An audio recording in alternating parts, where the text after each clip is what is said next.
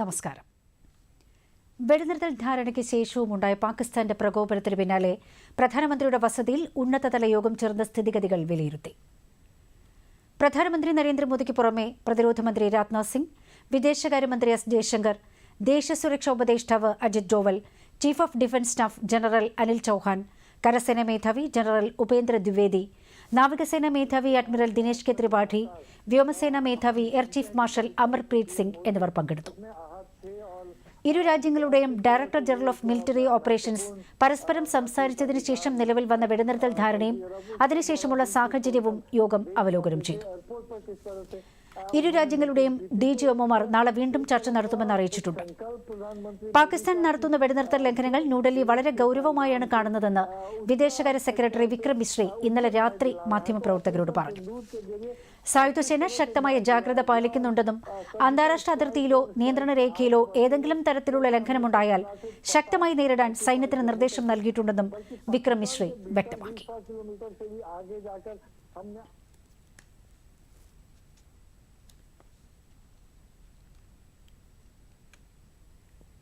Operation സിന്ദൂറുമായി ബന്ധപ്പെട്ട സായുധസേനയുടെ തത്സമയ വാർത്താ സമ്മേളനത്തിലേക്ക്.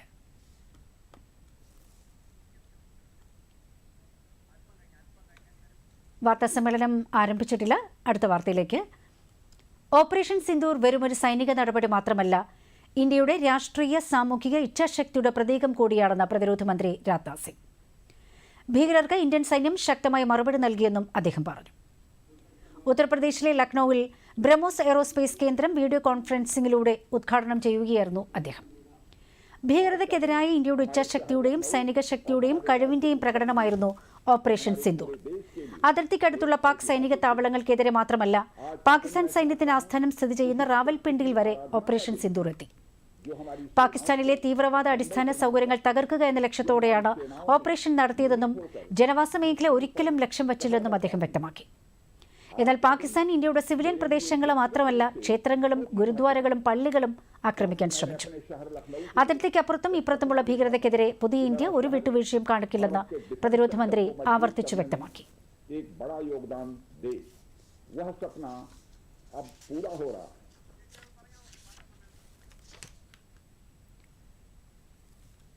ഓപ്പറേഷൻ സിന്ദൂറുമായി ബന്ധപ്പെട്ട സായുധ സേനയുടെ വാർത്താ സമ്മേളനം ആരംഭിച്ചു. തത്സമയ ദൃശ്യത്തിലേക്ക്.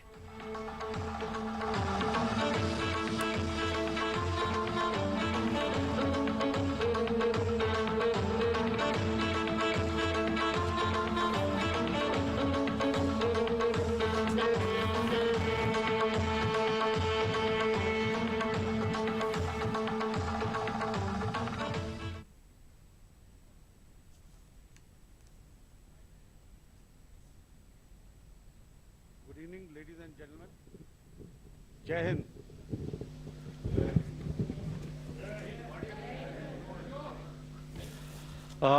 Welcome to this special press conference on Operation Sindoor.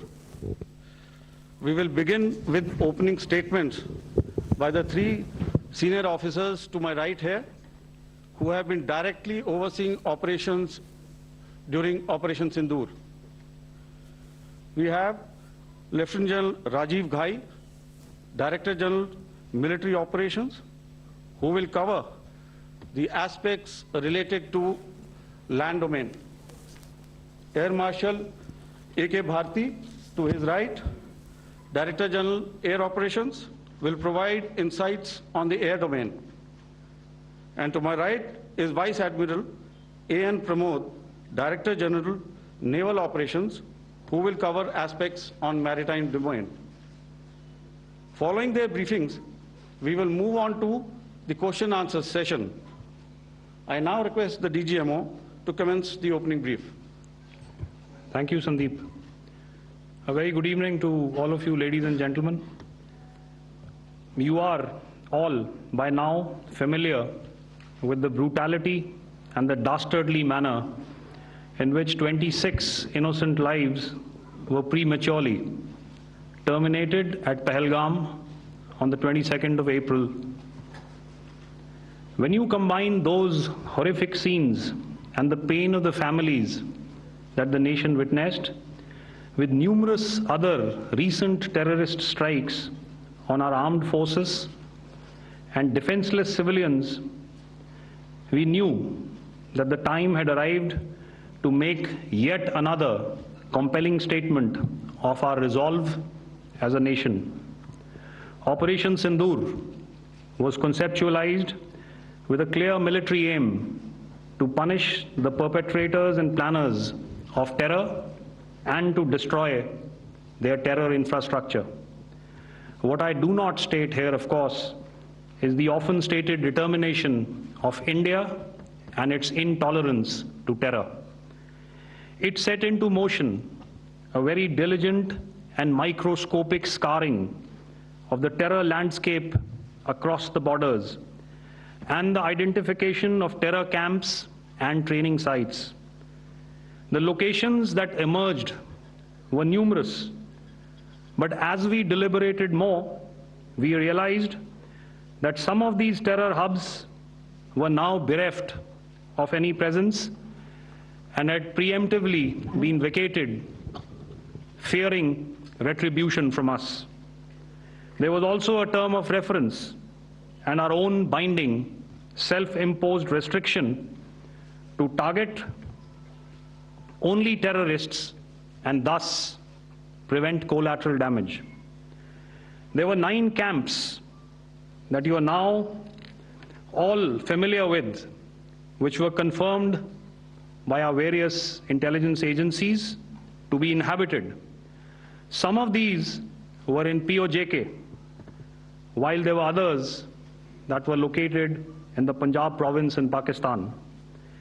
Nefarious places such as Muridke, the hub center of the Lashkar-e-Taiba, has over the years bred infamous characters such as Ajmal Kasab and the likes of David Headley.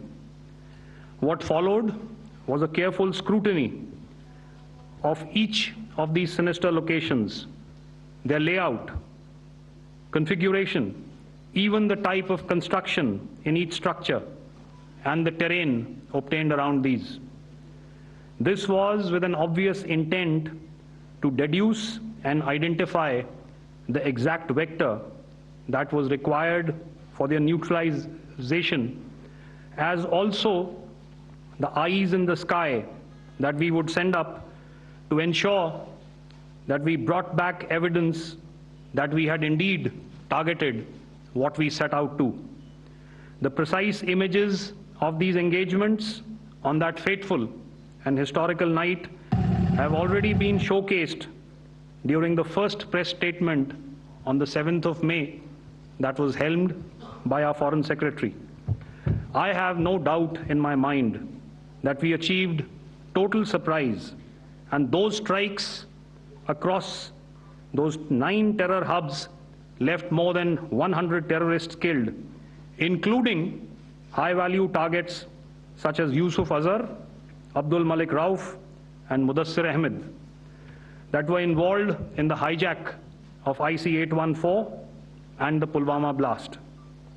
The line of control was also violated soon after by Pakistan, and the erratic and rattled response of our enemy was apparent from the number of civilians, inhabited villages, and religious sites such as Gurudwaras that were unfortunately hit by them, leading to a sad loss of lives. The Indian Air Force played a major part in these strikes by engaging some of these camps, and the Indian Navy provided wherewithal in terms of precision munitions. The Indian Air Force obviously had their assets up in the sky, and I will here request Air Marshal Bharti, the Director General of Air Operations, to detail for you the methodology that the men in blue adopted to successfully manifest this mission. Thank you, Rajiv. A very good evening, ladies and gentlemen. It indeed is a difficult time that we have to come here like this and brief you. We could have done without this, but we had no choice. As the DGMO has detailed, the event was precipitated by the Dastardly Act at Pahalgaon. The sequence of events have already been detailed. We carefully selected the targets, and out of the 9 selected targets, the target systems that were given to the Indian Air Force were the notorious training camps at Bhavalpur and Muridke, these being further from the international boundary. Through critical target system analysis, we analyzed what was to be done to annihilate these targets and plan to engage these targets with precision air-to-surface guided munitions so as to avoid collateral damage. The modalities of planning process I will not go through at this instant. However, what I would like to show you is the results that we achieved through our targeted airstrikes. Could I have the second slide, please?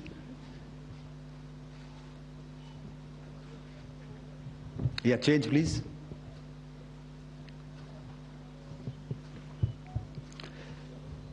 Okay. This is what the terror infra at Muridke looks like. If you see, north is as indicated, and to the right is east, where the international boundary lies. Could we have the next slide, please?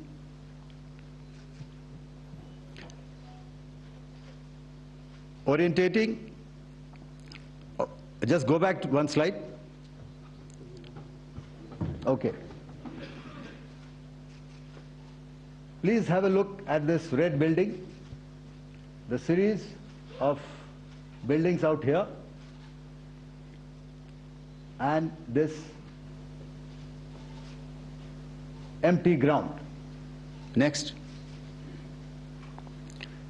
If you relate, the empty ground is here, and you see this is the first weapon that is impacting. This is the impact point number 1 on Muridke training camp with our precision guided weapons on early morning 7th.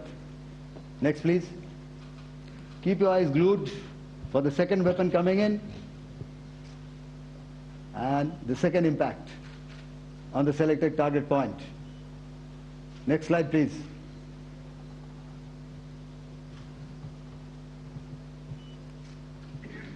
Third weapon, third impact. Continue. And fourth weapon, fourth impact. So through these targeted and precision targeting, we addressed the target at Muridke, which was the terrain infrastructure. Can you hear me? All right. Okay, I'll come closer to the mic. Now we go to the next target, which is the Bhavalpur training camp. Next slide, please. Okay, just wait. So the effect, if you see, the impact point, if I can point out, this is the impact point. The ammunition has gone through the roof and it has created a blast inside, the photographs of which you would have, all of you would have seen. And the red building, after that there was this double-story building. It has been completely decimated by precision targeting. Next, please. The target system, which was in the north, a series of buildings. I will show you how it looked. Next. Completely destroyed by our precision targeting. Next. Now coming to Bhavalpur, this is the target complex that we are dealing with, a fairly large target complex. So we had to carefully choose the points that we needed to address, which were high value and which would meet our stated objectives of eliminating the terrorists. I would like to draw your attention to this red canopy, and in relation to that, I would cover the targets. One target system is a series of buildings here, other one here, and other one out here. Next slide, please. This is how it looked before, and this is how the building looked after the impact of the weapon. And orientation in relation to this red canopy, you can see here. Next, please. Before, next, and after. The roofs have completely collapsed. Next. This is the target system. Next. Precision targeting, and we've achieved our objectives here. Next. All right, so that was what we did on the 7th. Our objective was to address these two terrorist camps, and that we did with precision. And thereafter, we maintained a robust air defense posture, because remember, our objective was to target the terrorists and terrorist infrastructure, not any other infrastructure, not the Pakistani military, not the Pakistani any other infrastructure. So that is what we have maintained on the 7th of May. However, what we saw in the evening of 7th of May, we were saturated with a raid of Pakistani unmanned aerial vehicles and small drones. And these came in waves in our civilian areas, over our military installations, and all of them were successfully intercepted. Few of them did manage to land. However, there was not much damage that they did. And we have our robust counter-US hard kill and soft kill systems which did the job. However, the difference here was that we had targeted the terrorists. The adversary now has targeted our civilians and the military infrastructure. So it had to be responded to. So in a quick and calibrated response, that very night, we struck their radar installations at Lahore and close to Gujranwala, the LYT installation, to indicate to him that we are ready, yet we do not want to escalate. Our fight was with the terrorists and not with the Pakistani military establishment. Thank you. Thank you, Air Marshal Bharti. So, ladies and gentlemen, he's outlined operations not only on the night of 6th and 7th of May, when Operation Sindoor commenced, but also on the subsequent night. Being well aware and familiar with the congenital and impulsive nature of our adversary, and even though we did attempt to reach out and communicate our compulsions to strike at the heart of terror to my counterpart in the immediate wake of Operation Sindoor, the request was brusquely turned down, with an intimation that a severe response was inevitable and in the offing. We were, of course, prepared.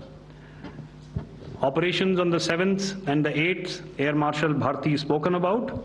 On the night of 8th and 9th of May, they flew drones and aircrafts into our airspace all across the borders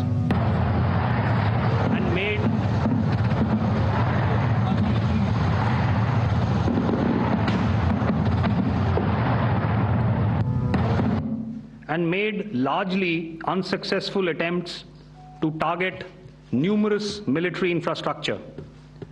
Violations on the line of control by Pakistan also commenced yet again and precipitated into fierce RT engagements. The air operations on the night of 8th and 9th of May, I'll yet again request the DG Air Operations to cover.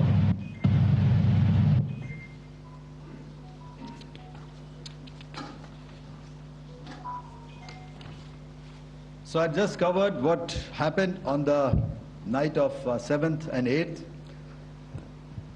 What we found that on the night of 8th and 9th, starting as early as 22:30 hours, our cities had a mass raid of drones, unmanned aerial vehicles, UCAVs, starting right from Srinagar, going down right up to Nalia. It was a mass raid in waves, and it was relentless. However, we were prepared, and our air defense preparedness ensured that there is no damage on ground or to any of the intended targets that the enemy might have planned for. The difference between 7th night and 8th night was that on 7th night, he sent in his Yeha class of UAVs. However, these UAVs can go some distance, they are armed.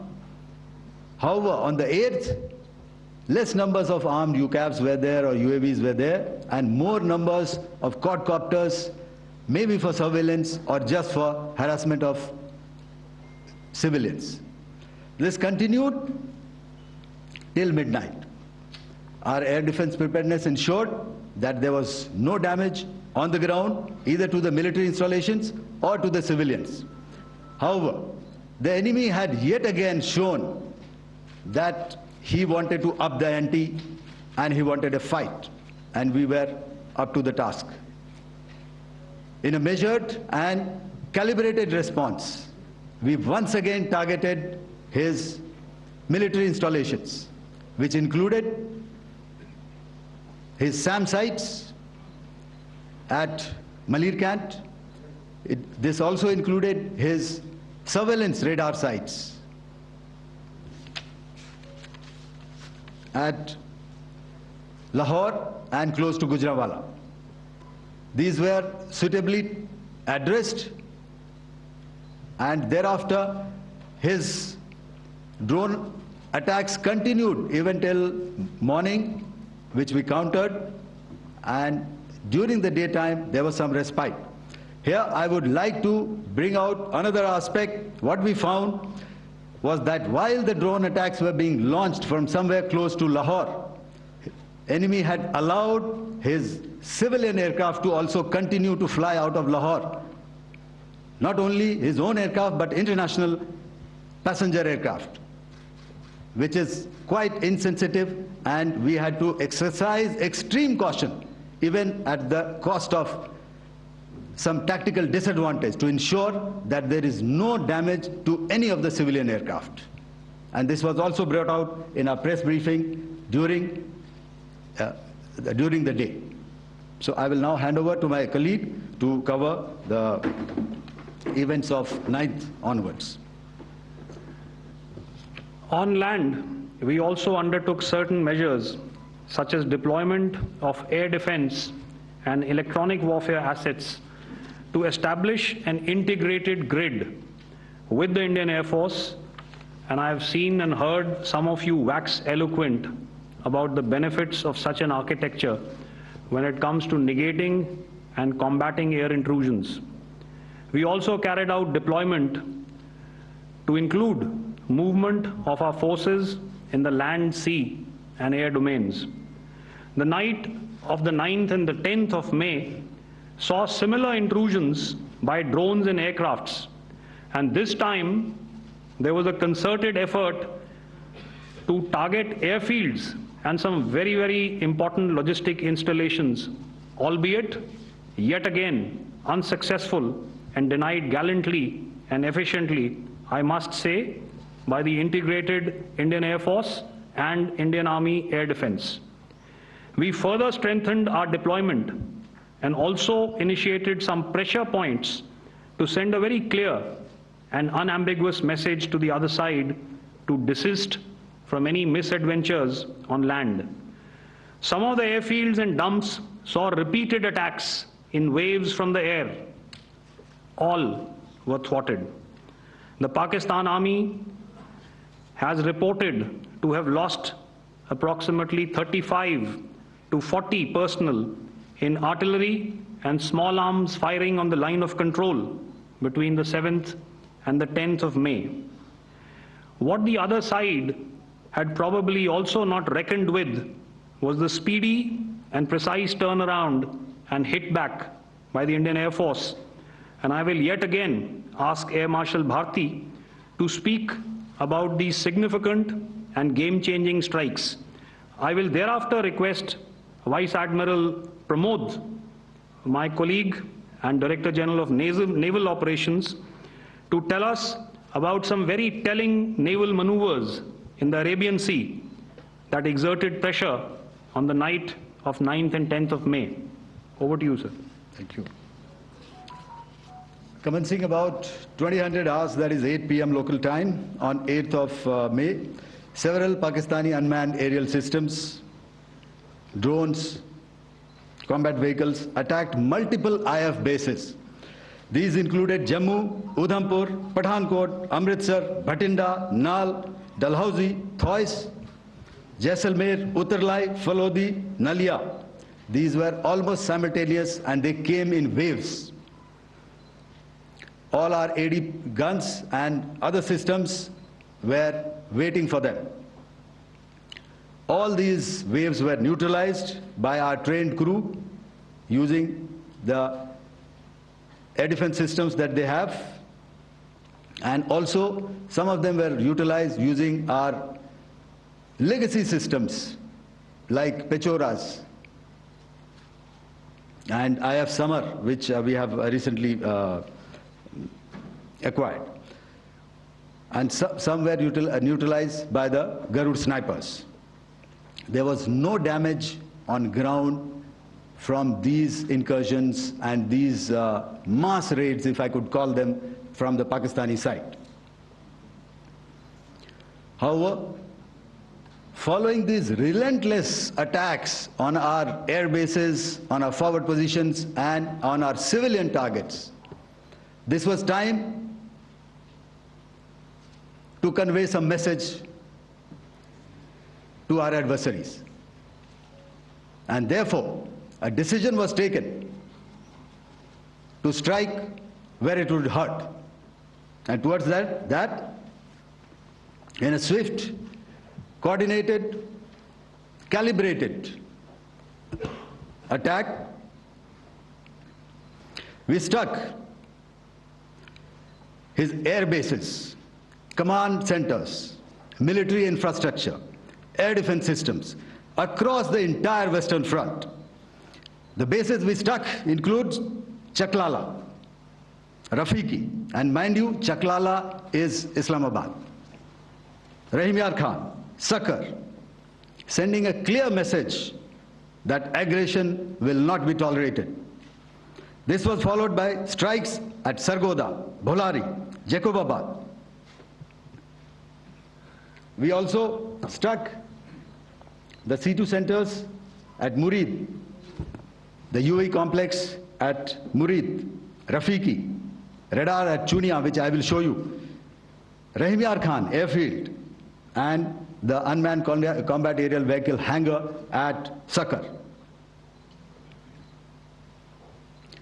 I would like to reiterate here that we have the capability to target every system at these bases and more. However, it was only a measured response to instill good wisdom to our adversary to refrain from further escalation. IF response was directed only at military installations, avoiding civilian and collateral damage. I would now like to show you some of the effects that have been achieved as a result of our air operation.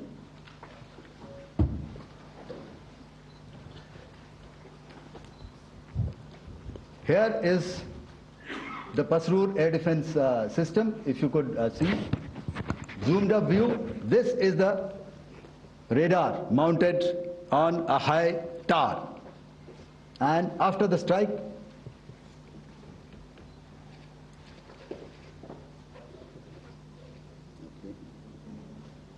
let me manage. Thank you. Can you hear me? Yeah, thank you. And after the strike, this is what has happened. This radar has been taken out, completely burnt. Next slide, please. The Chunia air defense radar, which was taken out on 7th and 8th. This is the radar site.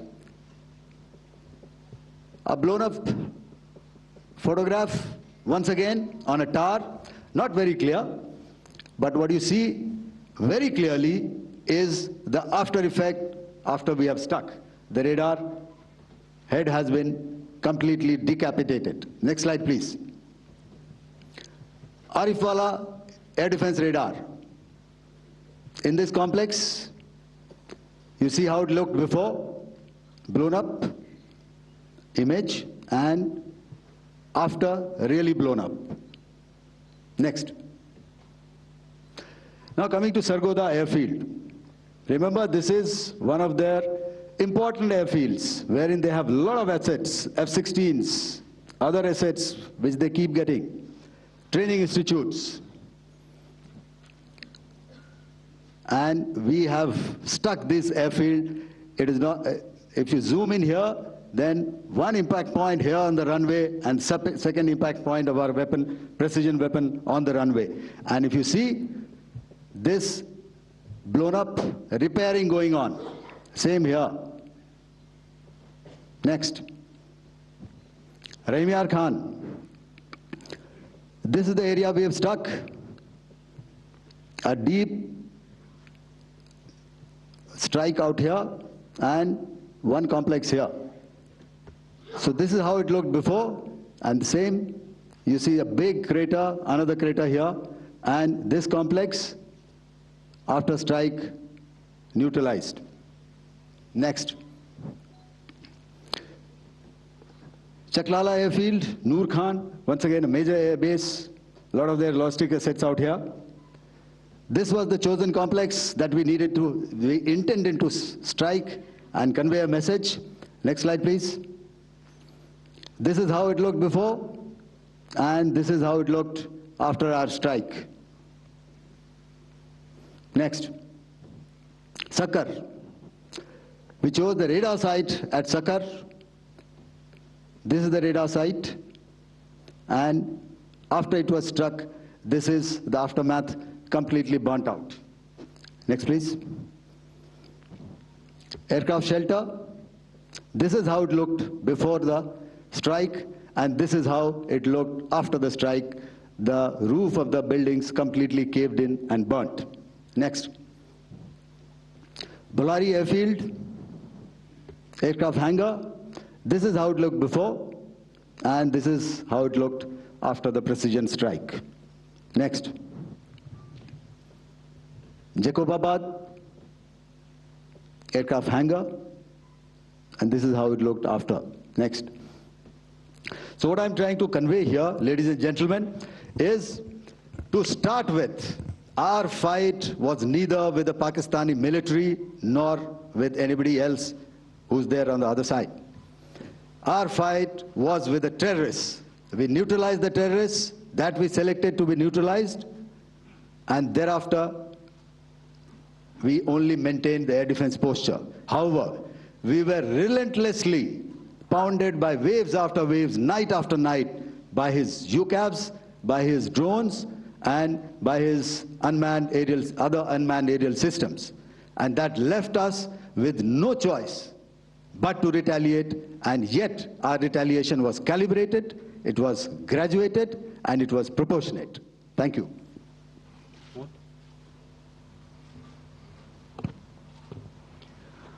Good evening, ladies and gentlemen. In the aftermath of the cowardly attacks on innocent tourists at Pahalgam in Jammu and Kashmir by Pakistani-sponsored terrorists on 22nd April, the Indian Navy's Carrier Battle Group, surface forces, submarines, and aviation assets were immediately deployed at sea with full combat readiness in concert with the joint operation plan of the Indian Defence Forces. You may be aware that we tested and refined tactics and procedures at sea during multiple weapon firings in the Arabian Sea within 96 hours of the terrorist attack. The aim was to revalidate our crew, armament, equipment, and platform readiness to deliver various ordnance on selected targets precisely. Thereafter, our forces remained forward deployed in the Northern Arabian Sea in a dissuasive and deterrent posture with full readiness and capacity to strike select targets at sea and on land, including Karachi at time of our choosing. The forward deployment of the Indian Navy compelled Pakistani naval and air units to be in a defensive posture, mostly inside harbors or very close to the coast, which we monitored continuously. The Indian Navy maintained seamless maritime domain awareness throughout the duration and was entirely aware of the location and movement of Pakistani units. In effect, we had and continue to have good battle space transparency using our maritime domain awareness grid. As you are aware, our response has been measured, proportionate, non-escalatory, and responsible from day one. Accordingly, the calibrated approach considered all options, including the ability of the Indian Navy for offensive action from and at sea. As part of this escalation control mechanism, the application of force by the Navy was planned in a synchronized manner in coordination with the Army and Air Force, the highlight being teams from the three services working closely in an integrated manner. Along with the kinetic actions by the Indian Army and Indian Air Force, the overwhelming operational edge of Indian Navy at sea contributed towards Pakistan's urgent request for a ceasefire yesterday. As we speak, Indian Navy remains deployed at sea in a credible deterrent posture to respond decisively to any inimical action by Pakistan or Pakistan-based terrorists. Thank you. Samno Varna, Jai Hind. Now I'll hand over to Director General Military Operations for further proceedings. Ladies and gentlemen, on the 10th of May, in the morning, even as we were getting into a huddle to wargame the events of the previous night, a routine exercise, I received a message on hotline from my counterpart in Pakistan seeking my willingness to communicate. Since our initial aim was to strike at terror camps, and all our actions in the subsequent days were in response to the intrusions and violations by the Pakistan Air Force and its army, it was decided that I would indeed speak with my counterpart. You are already aware, I've seen it being covered on national television, that my communication with the Pak DGMO was conducted at 15:35 hours yesterday and resulted in cessation of cross-border firing and air intrusions by either side with effect from 1700 hours 10th of May, after he proposed that we cease hostilities. We also decided to further speak on the 12th of May, that's tomorrow, at 1200 hours, to discuss the modalities that would enable the longevity of this understanding. However, disappointingly, and must I add, expectedly, it took only a couple of hours for the Pakistan Army to violate these arrangements by cross-border and across the line of control firing, followed by drone intrusions across the expanse of the Western Front through last night and in the early hours of the morning today. These violations were responded to robustly and dealt with as they must be.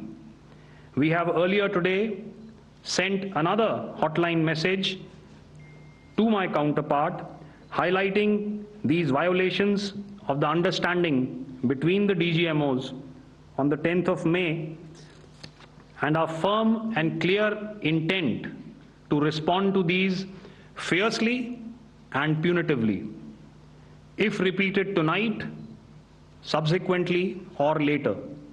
In this regard, I must inform all of you that the Chief of Army Staff has earlier today conducted a security review and has granted full authority to our Army commanders for counter-actions in the kinetic domain in case of any violation by Pakistan. In the end, I pay my solemn homage to my 5 fallen colleagues and brothers from the armed forces and civilians who have tragically lost their lives in Operation Sindoor. Our hearts go out to the bereaved families, and we express our solidarity to them in this lifetime and beyond, at this grave juncture in their lives. Their sacrifices shall always be remembered and spoken of in glowing terms by a grateful nation.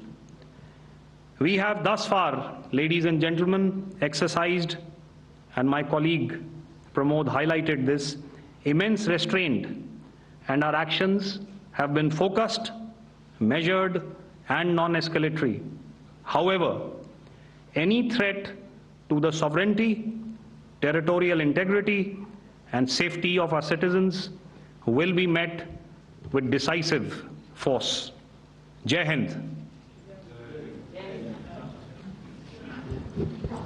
Okay, ladies and gentlemen, we are now open for questions.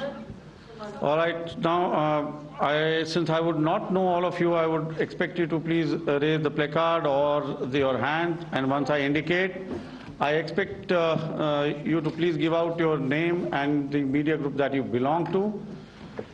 Keep your questions short so that we can take as many questions as possible.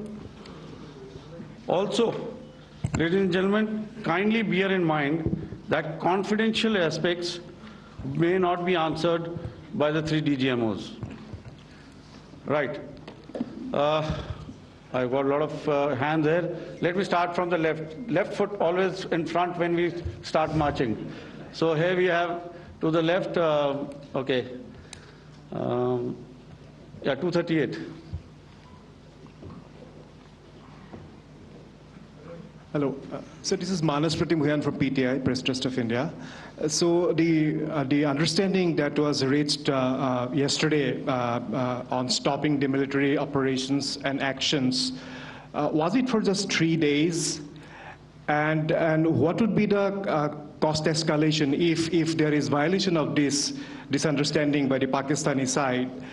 And my subsequent question would be that we have a kind of ceasefire agreement with Pakistan that was finalized in 2003. So will there be some kind of similarities in frameworks between the two kind of understandings, 2003 ceasefire agreement and the current understanding on stopping military operations?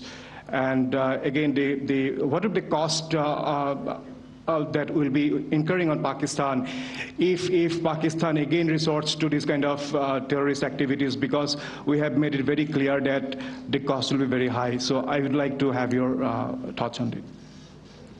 Okay, so I'll answer the latter part of the question first. I also want to add that while the initial ceasefire agreement, as you correctly pointed out, is of the 2003 vintage, but I must remind you that in 2021, in the month of February, and this was then when the crisis in eastern Ladakh was also on, the 2 DGMOs had spoken and arrived at a ceasefire understanding that lasted right up until this unfortunate attack at Pahalgam. Once our Foreign Secretary had announced the decisions of the CCS in the immediate wake of that attack, he had announced certain measures, and then of course Pakistan had in turn made its own announcements. Since then, there have been certain violations of this ceasefire understanding, and of course after the 7th of May, like I pointed out, during my statement that there have been numerous violations on the line of control especially, and of course along the international boundary by the Pakistan Army and the Pakistan Air Force. This understanding that we spoke about yesterday, no, it was not for 3 days. It was first to stop aggressive and hostile activities immediately, let that order and direction settle down for about 36 hours, and thereafter discuss modalities, like I said, to ensure its longevity. That is tomorrow, on the 12th of May. But unfortunately, we had a violation starting at approximately 1900 hours last night. And we've sent a communique, like I said, to the Pakistan Military Operations Directorate. And we will await as to what happens tonight. All right. The cost escalation, I'll leave it to your best imagination. I've already said that the response will be fierce and punitive. Now, the right foot forward. Yeah.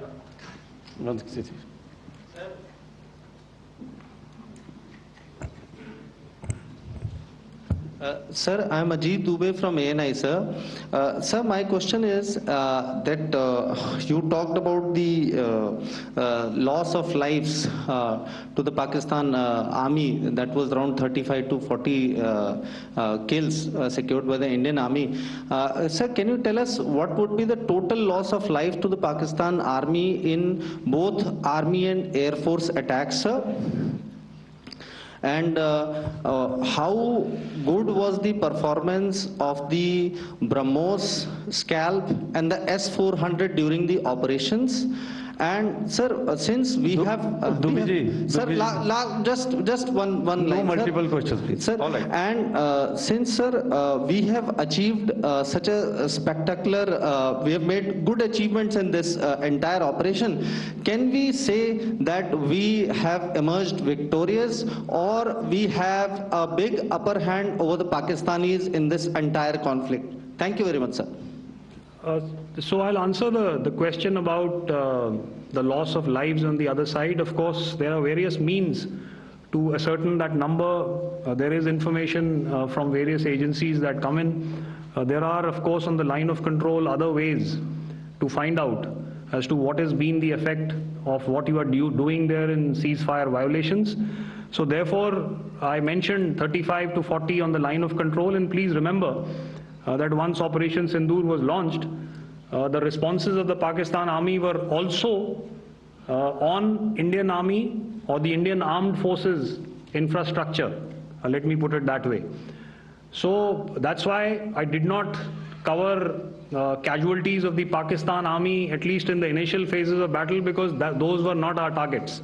Our targets were terror-oriented, and of course later, once they launched air intrusions and air operations on our infrastructure, we've used heavier weapons, and of course there would have been casualties, but those are still being assessed. The effects of the weapons that you mentioned, I will request Air Marshal Bharti to apprise all of you about those. Good evening, Mr. Sujit. How are you? Ajit. Okay, we're meeting after some time. I never mentioned about any of the weapons that we used. Check. Okay. What I was saying, that I never mentioned of any of the weapons, the caliber that we used. All right, so we'll leave it at that. Those are matters of operational details which I would not like to go into.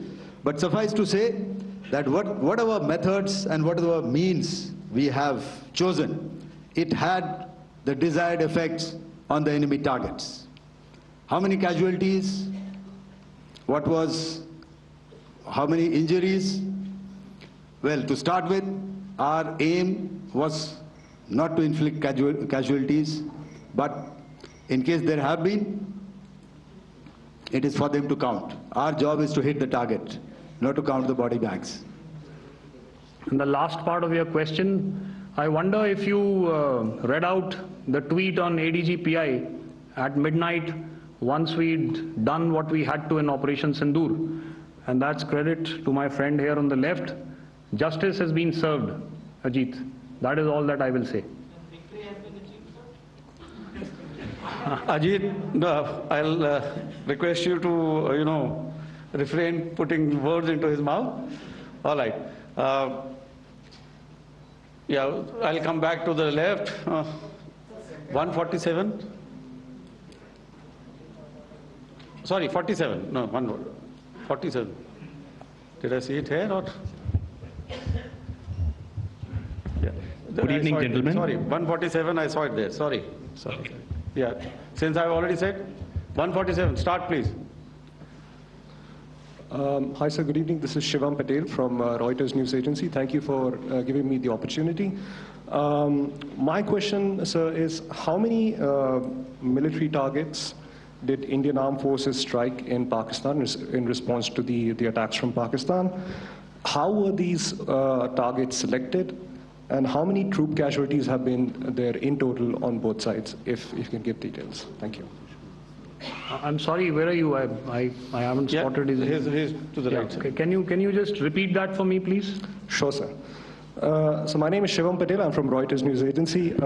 My question is, how many military targets in total did the Indian Armed Forces strike in Pakistan in response to the attack from Pakistan? How were these targets selected? And how many troop casualties have been there on both sides, if you can? So you're speaking of the targets that I mentioned in the wake of the attack at Pahalgam, right? Military targets, after response. Yeah, I think it's amply clear to everybody here that the Pakistan army has not crossed the international boundary, neither in the plain sector nor on the line of control. So the intrusions have been in the air. There have been certain attempts on the line of control when ceasefire violations have been on to try and infiltrate and carry out and perpetrate activities that we are all very well familiar with. Whether these are by terrorists or by the Pakistan army or its special forces and commandos is difficult to say, but each of these have been effectively thwarted. So therefore, as far as engagements of military targets on the other side is concerned, I thought Air Marshal Bharti covered those very well and in detail, and he also mentioned as to how they went about targeting those. I think those images were very clear and very, very graphic in telling us as to what we needed to hit. And you'll remember right at the outset I said that we even went into what was the construction in each of these locations and therefore decided on the vector that had to be utilized. May I? Please. Okay, if I could add to what the DGMO has said, I have already detailed the targets. Now, whether it is X numbers or Y numbers is that is immaterial. And what damage have we inflicted? You have seen. What are the casualties on the other side? As I said, that is for them to count. As far as we are concerned, from the air defense side, if they had a choice, they would have definitely come in. They are fighters, there are more numbers of UCAVs. It is not that they did not intend to come in. It is only that our robust AD posture prevented them from coming in. So that must be known, and that must be realized by all the audience here. Yeah, I'll come to the left now, 24.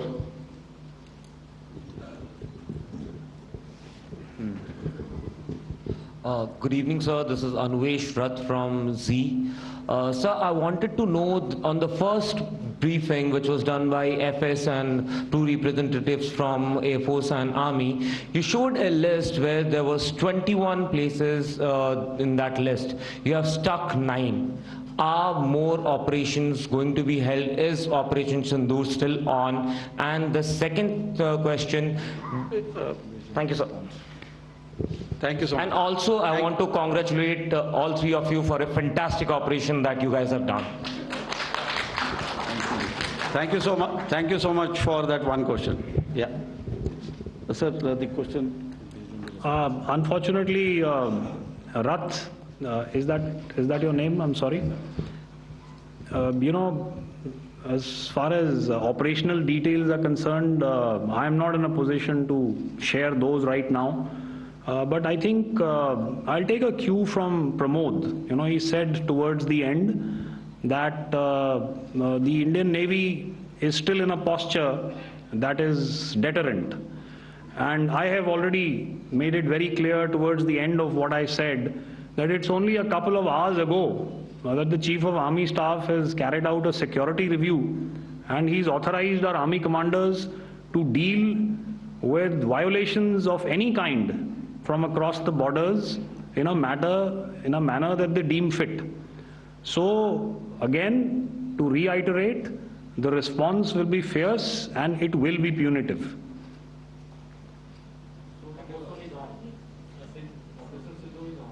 Yes. 163. I'll go back this side now. Yeah, 255. She said middle wale kya karenge, so 255.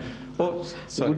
Good evening, sir. I'm Shailesh from National Defense. Please allow me, first of all, to pay my gratitude for protecting us Indians. Thank you very much. Sir, since the enemy has been talking about taking down our aerial platforms, it would be deemed fit in case if we can reveal that we have taken down their fighter jets. What could be the number?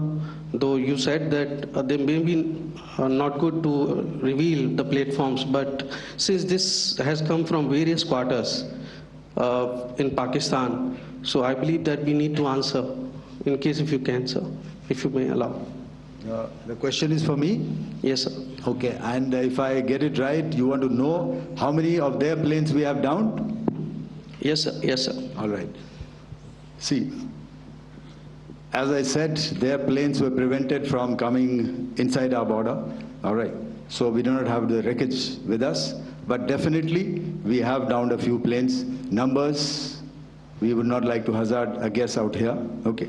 I have the numbers. Okay. And we are getting into the technical details of it to establish it.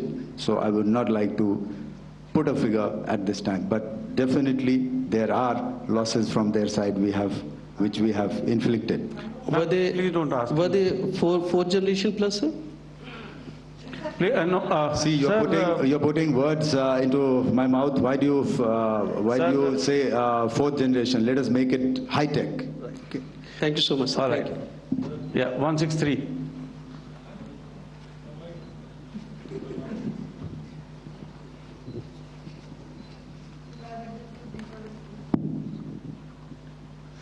Sir मैं मंजीत नेगी हूँ आज तक से। मेरा सवाल ये है कि इस पूरे ऑपरेशन में जो आतंकी ठिकानों को निशाना बनाया गया, क्या नंबर्स कुछ बता सकते हैं कितने आतंकी मारे गए? कुछ नाम सरकार मतलब कुछ नाम मीडिया में आए भी हैं जो बड़े उसके मास्टरमाइंड थे।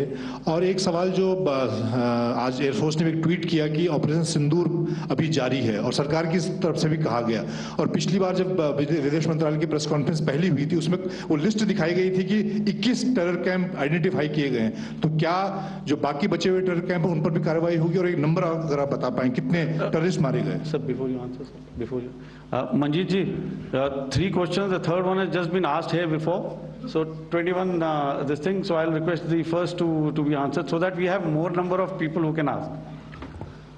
मंजीत, जब मैंने स्टेटमेंट दिया तो मैंने शुरू में ही कहा कि जैसे ही ऑपरेशन सिंदूर कॉन्सेप्चुअलाइज हुआ तो हमारा जो पीछे की कार्रवाई होती है स्पेड वर्क और टारगेट्स को आइडेंटिफाई और एनालाइज करने की कार्रवाई शुरू हो गई थी।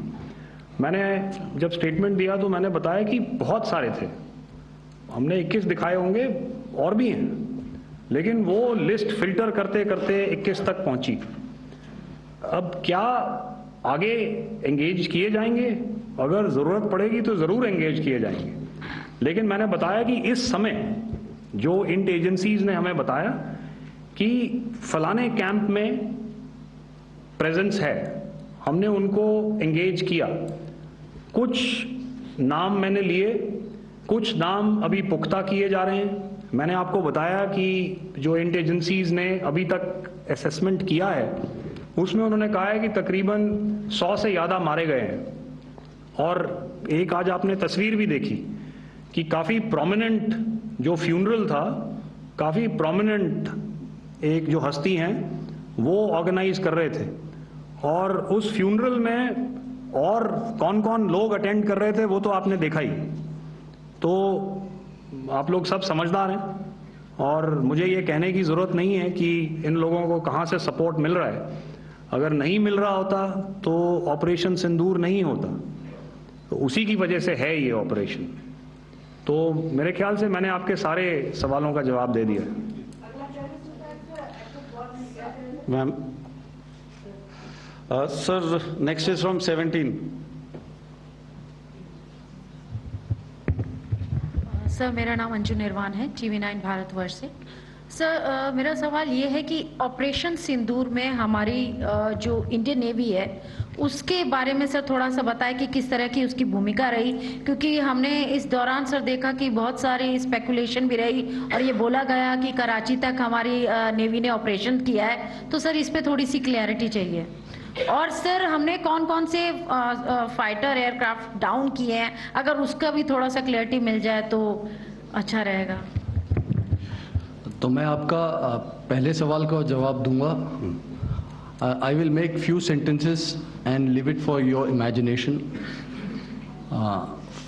First of all, as I mentioned, we have quantitative and qualitative edge to deliver a massive blow to our adversary, and we completely dominate in the maritime front. Indian Navy's action is part of the escalation ladder mechanism which we have worked out amongst 3 services. This time, if Pakistan dare take any action, and Pakistan knows it, what we are going to do. That's all. Okay. आपके सवाल का जवाब मैं पहले दे चुका हूं। आपके सवाल का जवाब मैं पहले दे चुका हूं, इसलिए मैं बस उस तक ही सीमित रखूंगा और इतना कहना चाहूंगा कि आने वाले दिनों में आपको खुद ही पता चल जाएगा और ऐसी बातें छुपी नहीं रहती हैं, तो पता चल जाएगा। So at this time we'll just let it be. Okay, ladies and gentlemen, we have 1 or 2 more questions, sir. So please, they are going to be outside. You can speak to them there also. 104.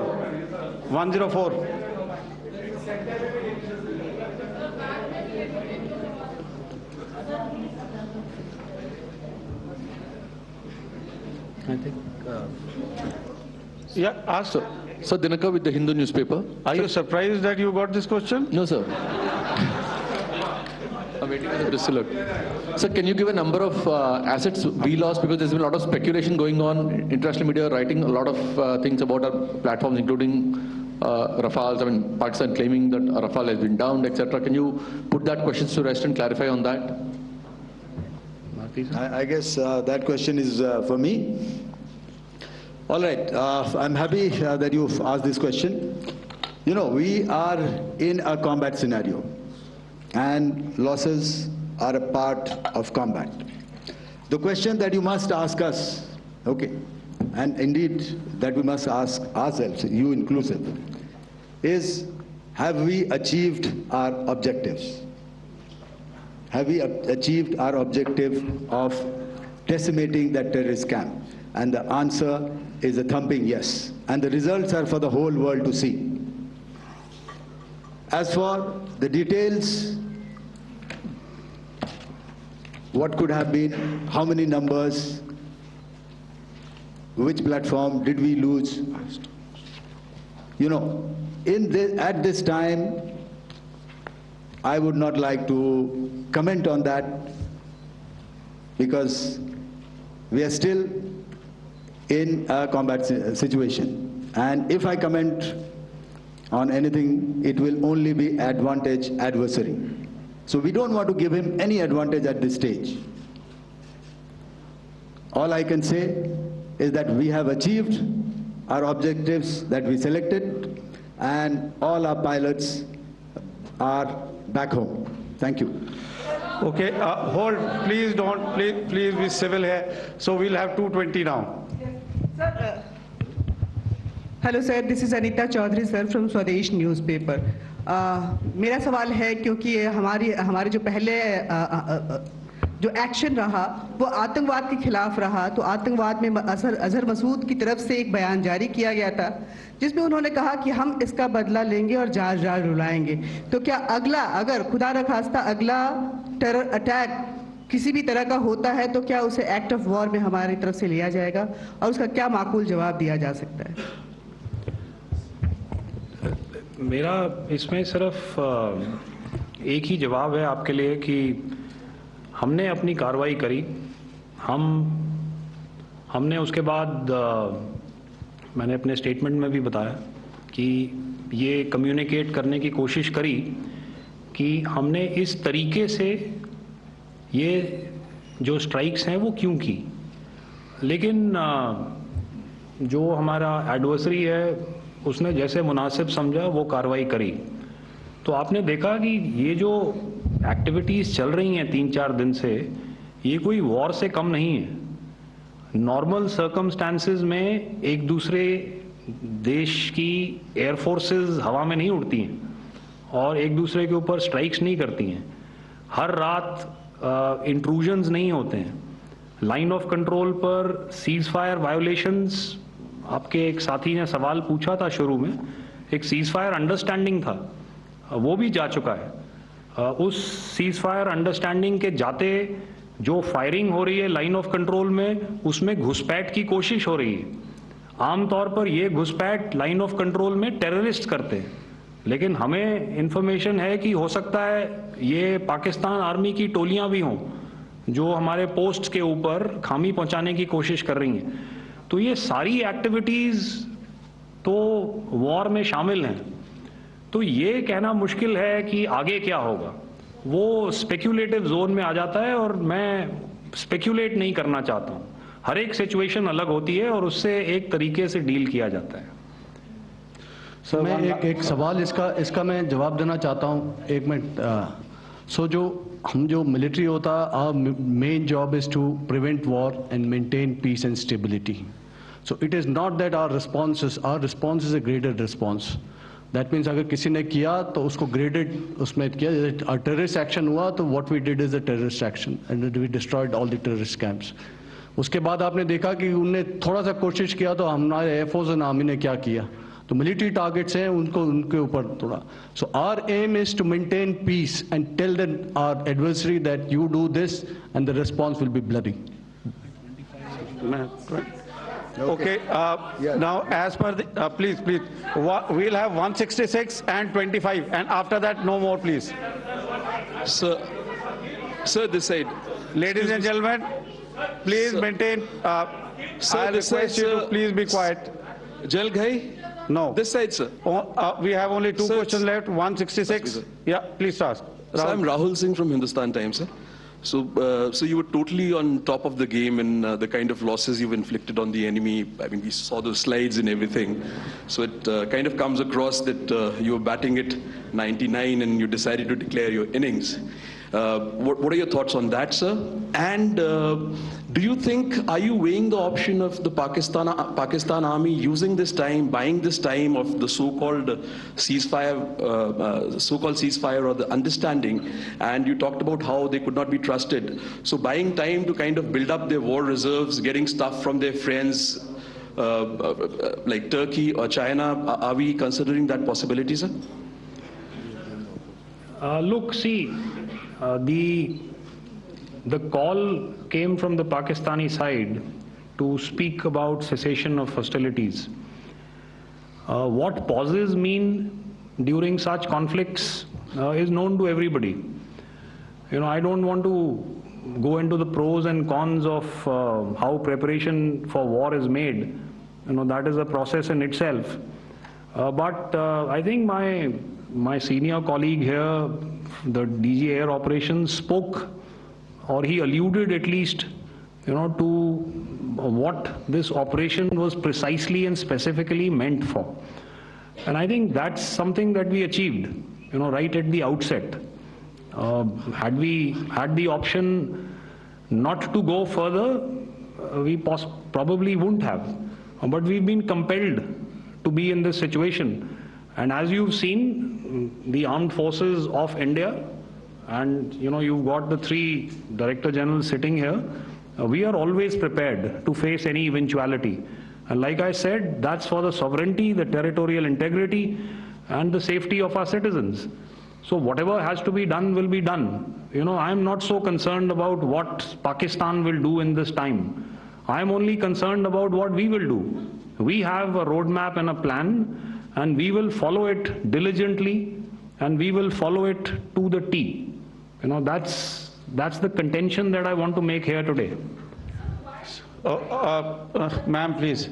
Okay, the last question, and ma'am, 25. She's been asking since the first one.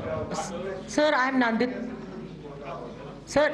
She's not asking a question. Sir, I'm Nandita Dagar, DAGAR from DD News and DD India.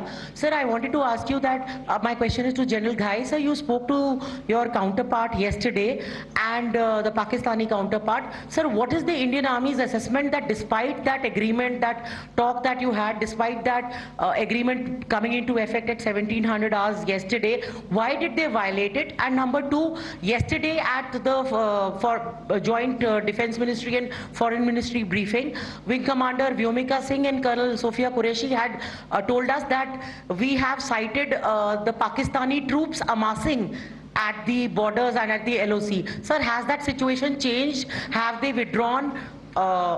And sir, if in case, despite now there is a lull, of course, but if tonight again the enemy again carries out shelling and aerial intrusions through drones, what is going to be our response, sir?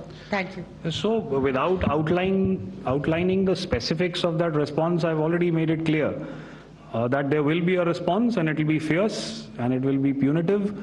Why the Pakistan Army chose the option of violating the understanding that was arrived at earlier yesterday, I think that's a question that we best answered by the Pakistan DGMO. I wouldn't be able to, give you that. But, in situations such as these, and if you go back into any conflict, sometimes these understandings take time, to fructify and manifest on ground. But without, getting into the reasons, it is our mandate to be prepared at all times, and that we were. It's not as if because there was an understanding we weren't prepared. I must tell you that the armed forces were on a very, very high alert, and they continue to be in that state even as we speak. All right. Ladies and gentlemen, please, ma'am, please. Okay, thank you so much for coming today. Those who have missed asking a question, those who have missed, see, I knew I'll grab this attention from you like this. Those who have missed the opportunity to ask a question can give me a written one. I will definitely get back to you with that. And also, they are they are invited for a cup of tea in my office day after tomorrow. Thank you, ladies and gentlemen, for coming. Thank you. Thank you very much. Jai Hind. Jai Hind. सिंदूर पर रक्षा मंत्रालय की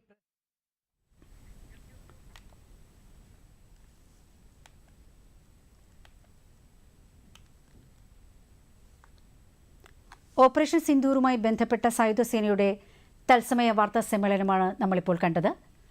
operation സിന്ദൂറിലൂടെ നീതി നടപ്പാക്കാനായെന്ന് സൈന്യം. 9 ഭീകരകേന്ദ്രങ്ങൾ ആക്രമിച്ച സൈന്യം കൊടും ഭീകരരടക്കം 100-ലധികം ഭീകരരെ വകവരുത്തിയെന്നും ഭീകരരുടെ അടിസ്ഥാന സൗകര്യങ്ങൾ തകർത്തുവെന്നും പ്രതിരോധ സേന ഡൽഹിയിൽ നടത്തിയ പ്രത്യേക വാർത്താ സമ്മേളനത്തിൽ അറിയിച്ചു.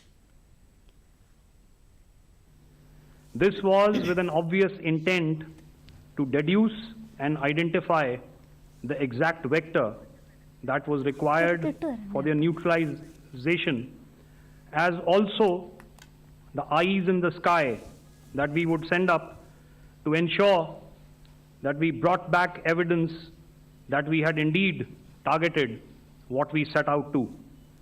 The precise images of these engagements on that fateful and historical night have already been showcased during the first press statement on the 7th of May that was helmed by our Foreign Secretary. I have no doubt in my mind that we achieved total surprise, and those strikes across those 9 terror hubs left more than 100 terrorists killed. Pulwama ആക്രമണവും കാണ്ഡഹാർ വിമാന റാഞ്ചിലും നടത്തി ഭീകരരെ വധിക്കാൻ കഴിഞ്ഞു. ഭീകരരെ മാത്രമാണ് operation സിന്ദൂറിലൂടെ ലക്ഷ്യമിട്ടത്.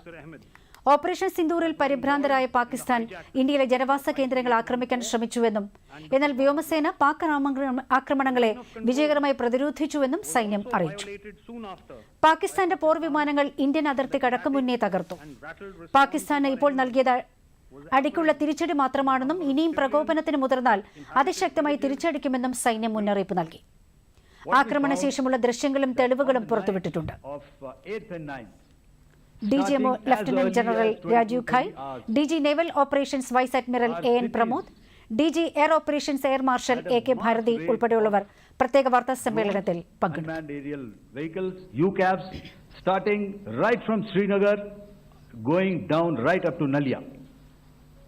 It was a mass raid in waves and it was relentless.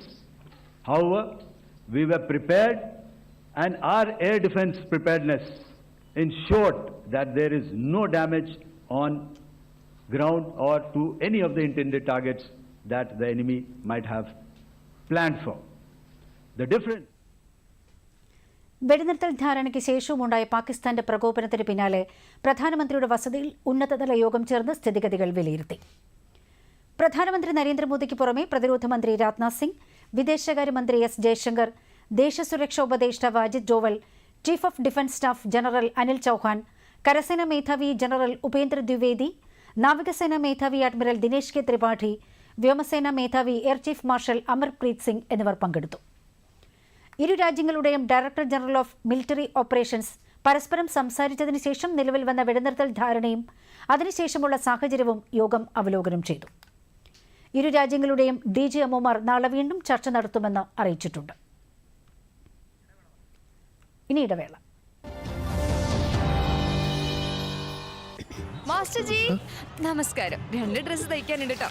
ഒരെണ്ണത്തിൽ puff sleeves വെക്കണം, അത് ലേസും വേണം. പിന്നെ രണ്ടാമത്തെ സൽവാർ നല്ല ഭംഗിയുള്ള സൈഡ് പീസ് തയ്ക്കണേ. ഷർട്ടിന് ഷോർട്ട് ലെങ്ത് മതി, ക്രോസ് പിൻ ടക്സ് വെച്ചോളൂ. പിന്നെ ദുപ്പട്ടയിൽ സ്കാലപ്സ് കൊണ്ട് ഒന്നന്തരം ഫാൻസി ലേസ് തയ്ക്കണം. പക്ഷെ മാസ്റ്റർ ജി പാർട്ടിക്ക് ഇനി 4 ദിവസമേ ഉള്ളൂ. അപ്പോഴേക്കും തയ്ച്ചു തരില്ലേ? ഓ തരാമല്ലോ. അതെങ്ങനാ?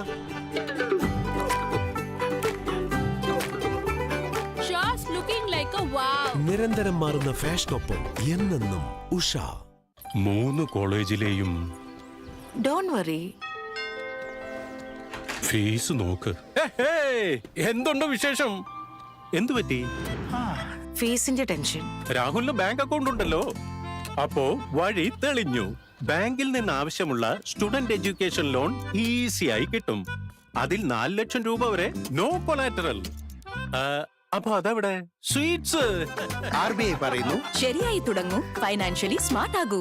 മാസ്റ്റർ ജി നമസ്കാരം. 2 ഡ്രസ്സ് തയ്ക്കാനുണ്ട് കേട്ടോ.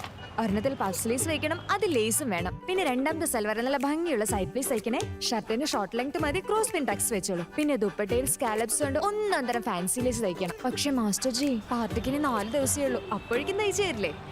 ഓ തരാമല്ലോ. അതെങ്ങനാ?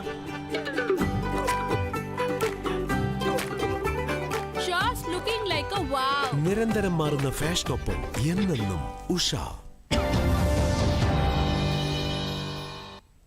കരസേനാ മേധാവി ജനറൽ ഉപേന്ദ്ര ദ്വിവേദിയും വെടിനിർത്തലിന് ശേഷമുള്ള സാഹചര്യം വിലയിരുത്തി. പടിഞ്ഞാറൻ അതിർത്തിയിലെ ആർമി കമാൻഡർമാർ സാഹചര്യം വിശദീകരിച്ചു. പാകിസ്ഥാന്റെ ഭാഗത്തു നിന്നുണ്ടാകുന്ന ഏത് തരത്തിലുള്ള വെടിനിർത്തൽ ലംഘനത്തിനും ശക്തമായി തിരിച്ചടി നൽകാൻ സൈന്യത്തിന് നിർദ്ദേശം നൽകിയിട്ടുണ്ട്. ഓപ്പറേഷൻ സിന്ദൂർ വെറുമൊരു സൈനിക നടപടി മാത്രമല്ല, ഇന്ത്യയുടെ രാഷ്ട്രീയ സാമൂഹിക ഇച്ഛാശക്തിയുടെ പ്രതീകം കൂടിയാണെന്ന് പ്രതിരോധ മന്ത്രി രാജ്നാഥ് സിംഗ്. ഭീകരർക്ക് ഇന്ത്യൻ സൈന്യം ശക്തമായ മറുപടി നൽകിയെന്നും അദ്ദേഹം പറഞ്ഞു. ഉത്തർപ്രദേശിലെ ലക്നൌവിൽ ബ്രഹ്മോസ് എയ്റോസ്പേസ് കേന്ദ്രം വീഡിയോ കോൺഫറൻസിംഗിലൂടെ ഉദ്ഘാടനം ചെയ്യുകയായിരുന്നു അദ്ദേഹം. ഭീകരതയ്ക്കെതിരായ ഇന്ത്യയുടെ ഇച്ഛാശക്തിയുടെയും സൈനിക ശക്തിയുടെയും കഴിവിന്റെയും പ്രകടനമായിരുന്നു ഓപ്പറേഷൻ സിന്ദൂർ. അതിർത്തിക്കടുത്തുള്ള പാക് സൈനിക താവളങ്ങൾക്കെതിരെ മാത്രമല്ല, പാകിസ്ഥാൻ സൈന്യത്തിന് ആസ്ഥാനം സ്ഥിതി ചെയ്യുന്ന റാവൽപിണ്ടിയിൽ വരെ ഓപ്പറേഷൻ സിന്ദൂർ എത്തി. പാകിസ്ഥാനിലെ തീവ്രവാദ അടിസ്ഥാന സൗകര്യങ്ങൾ തകർക്കുക എന്ന ലക്ഷ്യത്തോടെയാണ് ഓപ്പറേഷൻ നടത്തിയതെന്നും ജനവാസ മേഖലയെ ഒരിക്കലും ലക്ഷ്യം വച്ചില്ലെന്നും അദ്ദേഹം വ്യക്തമാക്കി. എന്നാൽ പാകിസ്ഥാൻ ഇന്ത്യയുടെ സിവിലിയൻ പ്രദേശങ്ങളെ മാത്രമല്ല, ക്ഷേത്രങ്ങളും ഗുരുദ്വാരകളും പള്ളികളും ആക്രമിക്കാൻ ശ്രമിച്ചു. അതിർത്തിക്കപ്പുറത്തും ഇപ്പുറത്തുമുള്ള ഭീകരതയ്ക്കെതിരെ പുതിയ ഇന്ത്യ ഒരു വിട്ടുവീഴ്ചയും കാണിക്കില്ലെന്ന് പ്രതിരോധ മന്ത്രി ആവർത്തിച്ചു വ്യക്തമാക്കി.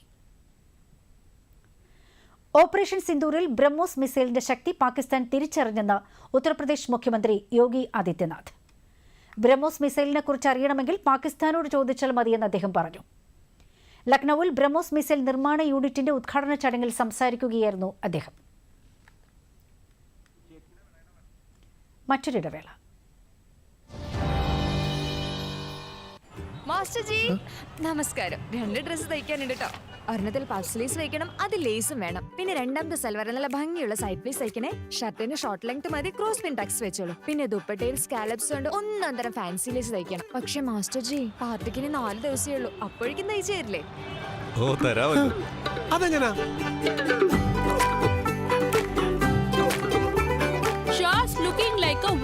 നിരന്തരം മാറുന്ന ഫാഷനൊപ്പം എന്നെന്നും ഉഷ. പോലീസ്? മിസ് സീമ, അതെ, ഇപ്പോൾ തന്നെ പോലീസ് സ്റ്റേഷനിലേക്ക് വരണം.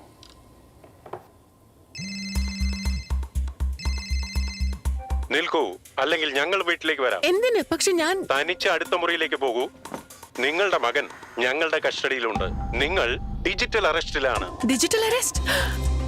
1 ലക്ഷം തന്നാൽ വിട്ടേക്കാം. ഇത്രയും പൈസയോ? ശരി, ഒരു ലിങ്ക് അയച്ചിട്ടുണ്ട്. ഇപ്പൊ പ്രോസസിംഗിനായി ഒരു 30,000 അയക്ക്, ഇല്ലെങ്കിൽ മകൻ ജയിലിൽ പോകും. നീയാ ജയിലിൽ പോവാൻ പോന്നെ? നിന്റെ മുഖം റെക്കോർഡായി കഴിഞ്ഞു. അയ്യോ, ഡിജിറ്റൽ അറസ്റ്റ് എന്നൊന്നില്ല. ഇതെല്ലാം തട്ടിപ്പാണ്. അതുകൊണ്ട് പേടിക്കരുത്. പോലീസ്, ബാങ്ക്, RBI തുടങ്ങിയ പേരുകളിൽ വരുന്ന സൈബർ കുറ്റവാളികളുടെ ഫോൺ അല്ലെങ്കിൽ വീഡിയോ കോളുകൾ സൂക്ഷിക്കുക. അവർക്ക് പണം അയക്കരുത്. ഉടനെ തന്നെ പോലീസിൽ റിപ്പോർട്ട് ചെയ്യൂ. ഹലോ മമ്മ. ഹായ്. RBI പറയുന്നു, അറിവ് നേടൂ, ജാഗ്രത പുലർത്തൂ. മാസ്റ്റർ ജി നമസ്കാരം. 2 ഡ്രസ്സ് തയ്ക്കാനുണ്ട് കേട്ടോ. ഒരെണ്ണത്തിൽ പഫ് സ്ലീവ്സ് വെക്കണം, അത് ലേസും വേണം. പിന്നെ രണ്ടാമത്തെ സൽവാർ നല്ല ഭംഗിയുള്ള സൈഡ് പീസ് തയ്ക്കണേ. ഷർട്ടിന് ഷോർട്ട് ലെങ്ത് മതി, ക്രോസ് പിൻ ടക്സ് വെച്ചോളൂ. പിന്നെ ദുപ്പട്ടയിൽ സ്കാലപ്സ് ഉണ്ട്, ഒന്നൊന്നര ഫാൻസി ലേസ് തയ്ക്കണം. പക്ഷെ മാസ്റ്റർ ജി പാർട്ടിക്ക് 4 ദിവസമേ ഉള്ളൂ, അപ്പോഴേക്കും തയ്ച്ചു തരില്ലേ? ഓ തരാമല്ലോ. അതെങ്ങനാ?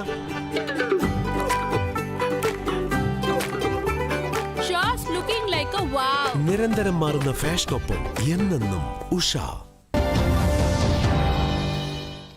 ഇന്ത്യ പാക് വെടിനിർത്തൽ സ്വാഗതം ചെയ്ത ലിയോ 14 മാർപ്പാപ്പ. ഇരു രാജ്യങ്ങളും കൂടുതൽ ചർച്ചകളിലൂടെ പ്രശ്നങ്ങൾക്ക് പരിഹാരം കാണണമെന്ന് അദ്ദേഹം പ്രത്യാശ പ്രകടിപ്പിച്ചു. സമാധാനത്തിന്റെ സന്ദേശം ലോകമെങ്ങും വ്യാപിക്കണമെന്നും മാർപ്പാപ്പ അഭിസംബോധന പ്രസംഗത്തിൽ പറഞ്ഞു. ലോകത്തോടുള്ള ആദ്യ അഭിസംബോധനയിലാണ് പാപ്പയുടെ വാക്കുകൾ.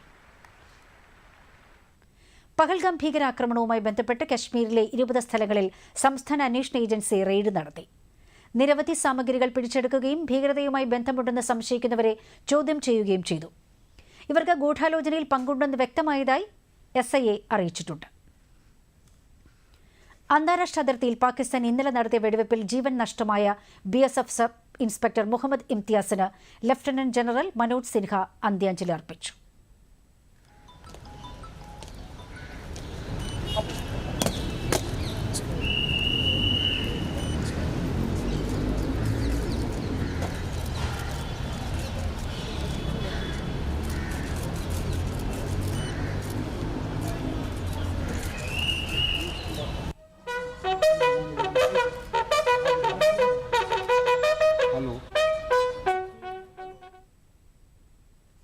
പഹൽഗാം ഭീകരാക്രമണം, ഓപ്പറേഷൻ സിന്ദൂർ, ഡൊണാൾഡ് ട്രംപിന്റെ വെടിനിർത്തൽ പ്രഖ്യാപനം